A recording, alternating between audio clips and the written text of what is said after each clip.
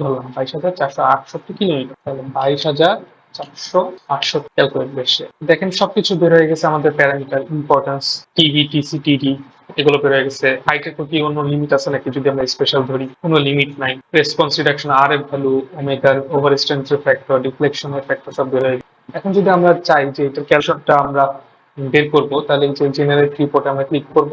এই যে দেখ পুরোটা ক্যালকুলেট হয়ে গেছে। হ্যাঁ, তো এটাকে যদি আমরা ডাউনলোড দিই, আমরা একটু বের করি, রেফারেন্স সহ সবগুলো রেফারেন্স সহ ক্যালকুলেশন বের হয়ে গেছে। আসসালামু আলাইকুম, আমি ইঞ্জিনিয়ার মার্জান উদ্দিন। আমি একটা টুল ডেভেলপ করছি, সেটা হচ্ছে বেস শেয়ার ক্যালকুলেশন। আমরা বেশিরভাগ সময় কি করি, ইটেপসে অ্যানালাইসিস করার পরে, মডেল করার পরে হচ্ছে আমরা যে বেস শেয়ারের যে আউটপুটটা পাই, সেটা হ্যান্ড ক্যালকুলেশনের মাধ্যমে আমরা মিলাই দেখি যে আমাদের হ্যান্ড ক্যালকুলেশনের সাথে যে আউটপুট রেজাল্টটা ইটেপসের, সেটা মিল আছে। যদি থাকে তাহলে আমরা বুঝি যে আমাদের ক্যালকুলেশন ঠিক আছে বা আমাদের অ্যানালাইসিস ঠিক আছে। তো এটা একটা মেজর জিনিস যেটা আমাদের সবসময় চেক করতে হয়। তো এই টুলের মাধ্যমে হচ্ছে আপনি অটোমেটিকলি এটা চেক করতে পারবেন কিছু ইনপুট প্যারামিটারের মাধ্যমে, এবং পরবর্তীতে আপনি পিডিএফ জেনারেট করতে পারবেন উইথ ক্যালকুলেশন সহ। যেই পিডিএফটা পরবর্তীতে আপনি যদি চান, তাহলে আপনার যে ডিজাইন রিপোর্ট অথবা ডিইএ রিপোর্ট, সেখানে আপনার ইচ্ছা করলে দিতে পারবেন। তো চলেন আমরা শুরু করি। তো আমার হচ্ছে একটা বিল্ডিং, এটা হচ্ছে আমার একটা প্রজেক্ট, 7 তলা। এটা হচ্ছে কুমিল্লায় অবস্থিত। তো এটার আমরা বেশ শেয়ারটা চেক করবো যে ইটাপসের বেশ শেয়ারের সাথে আমার এটা আহ, মানে যে হ্যান্ড ক্যালকুলেশনের বেশ শেয়ার, সেটা মিলতেছে না। তো প্রথমে হচ্ছে আমাদের যে সাইট ক্লাস আছে, আমার প্রজেক্টের সাইট ক্লাস হচ্ছে এসডি, আর এটা হচ্ছে কুমিল্লা। তাহলে আমি এটা এখান থেকে কুমিল্লা সিলেক্ট করব। আচ্ছা, অকুপেন্সি ক্যাটাগরি কোনটা আমাদের হচ্ছে, রেসিডেন্সিয়াল আর কমার্শিয়াল। তো আমার অকুপেন্সি ক্যাটাগরি 2 এর ভিতরে পড়ছে। সিজমিক ফোর্স রেজিস্টিং সিস্টেম আমি যদি দেখাই, এই যে দেখেন আমাদের যেই বিল্ডিংটা, এটা হচ্ছে জাস্ট ফ্রেমের উপরে। হ্যাঁ, এই যেহেতু এটা মোমেন্ট ফ্রেম, সো আমি এটা মোমেন্ট ফ্রেম সিলেক্ট করতেছি, কোনো শেয়ার ওয়াল নাই। সিজমিক ফোর্স রেজিস্টিং সিস্টেম হচ্ছে আমার special reinforce concrete moment frame.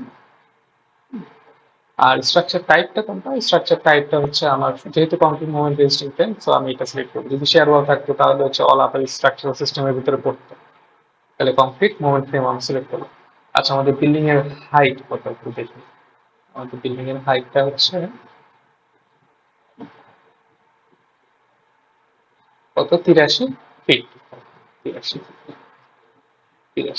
আচ্ছা, আমাদের তো যখন টাইম পিরিয়ড বের করতে হয়, আমাদের বিএলডিসি ক্যালকুলেশন অনুযায়ী আমাদের মিটারে দিতে হয়। হ্যাঁ, সো আমাদের হচ্ছে 83 ফিট। তাহলে আমরা এটা কনভার্ট করে নিই। এই যে দেখেন ইউনিট কনভার্টার একটা অপশন আছে, এটা ক্লিক করলে হচ্ছে আপনি ইউনিট কনভার্ট করতে পারেন। তো আমাদের ফিট থেকে হচ্ছে মিটার নিতে হবে, খুবই সহজ। দিয়ে দিই 83, 25.30। ঠিক আছে, তাহলে 25.30 দিয়ে ফিলিং হয় 25.30। সিজমিক ওয়েটটা আমরা কিভাবে বের করবো? সিজমিক ওয়েটটা খুব সহজ।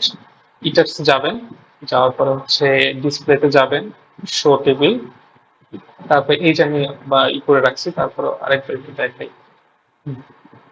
এই যে মোডাল, তারপর হচ্ছে লোড, তারপর অটো সিজমিক 705। আমি আশা করি আপনারা জানেন সবাই। এটা ক্লিক করার পরে দেখেন এই যে আমার বিলিং ওয়েট কত, 22,468। ধরলাম 22,468 কিলোমিটার, তাহলে 22,468 ক্যালকুলেট বেশি। দেখেন সবকিছু বের হয়ে গেছে আমাদের প্যারামিটার, ইম্পর্টেন্স, টিভি, টিসি, টিডি, এগুলো বের হয়ে গেছে। হাইটের কি কোনো লিমিট আছে নাকি, যদি আমরা স্পেশাল ধরি কোনো লিমিট নাই। রেসপন্স রিডাকশন, আর এফ ভ্যালু, ওমেগার ওভার স্ট্রেন্থের ফ্যাক্টর, ডিফ্লেকশনের ফ্যাক্টর সব বের হয়ে গেছে। সিটি, এম, বিল্ডিং এর টাইম পিরিয়ড বের হয়ে গেছে। সিএস, এস এ, এস এর সাথে যখন আমরা ডাব্লিউ গুণ দিব, তখন তো বেশ শেয়ার পাবো। তো আমাদের বেশ শেয়ার কত আসতেছে, 1184.6 কিলোমিটার। তো দেখি আমাদের এখানে এটাই নাকি, এই যে 1185, এখানে হচ্ছে 85, এখানে 84, মানে 85, 6 যেহেতু। তো আমাদের এটা একদম কনফিগারেশনের মধ্যে মিলে গেছে।